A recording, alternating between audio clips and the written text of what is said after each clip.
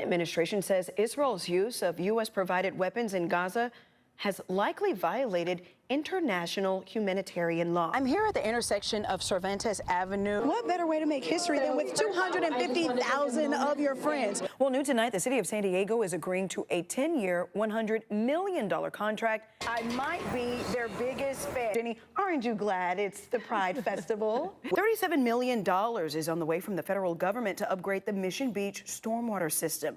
After seeing something like that happen, our thoughts and prayers, I just can't imagine what those young men are going through, and that family. My thoughts are with them right now. The name of the ride is Electric Eel. I'm gonna step out of the way so you can see it behind me. It was only when the child screamed and started kicking did the would-be kidnapper put her down, and that is when he got away, but she went home safely with her family. If you take a look behind me, volunteers here tell us that the number of unauthorized crossings have fallen abruptly. Tonight, we're getting an update on that fighter jet that crashed into the San Diego Bay earlier this week. On Friday, President Trump talked about his plans to impose a new auto tariff on U.S. trade partners starting in April. This comes in addition to the reciprocal tariffs proposed this week that would raise U.S. import taxes to match those levied by other countries.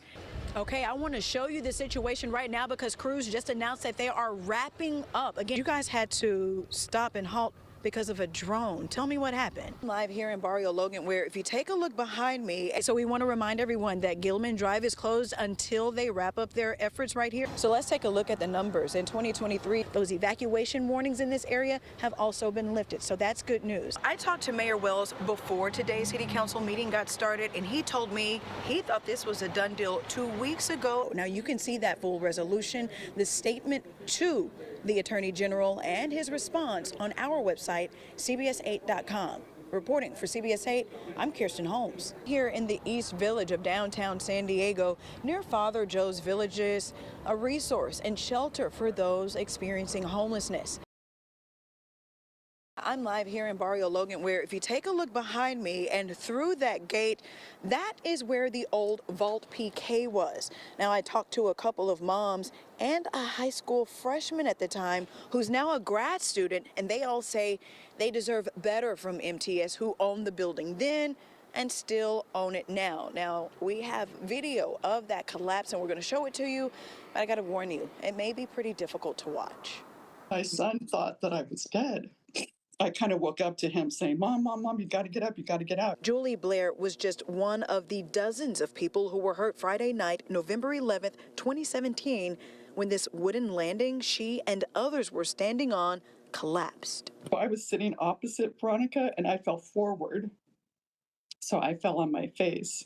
That's why I cracked my skull and got a concussion, and I was bleeding, and my son was sitting next to me. Plywood and metal everywhere. And I just remember like the sheer panic of like landing, and like there was kids under me, there were kids like on top of me, and just like everybody scrambling, trying to get out. They're being like.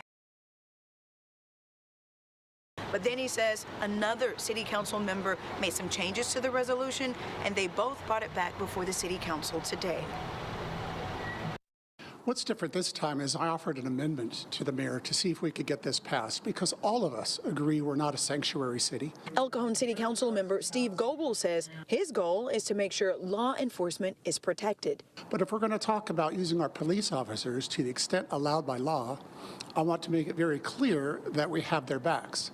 And so I am asking for an amendment to seek indemnification from the U.S. Attorney General's office for anything that we might do lawfully in the course of duties. I think that, they should vote with their heart the way they did the prior time, which is listen to their constituents, reject an anti-immigrant resolution that would impact people who live in El Cajon and people who do business in El Cajon.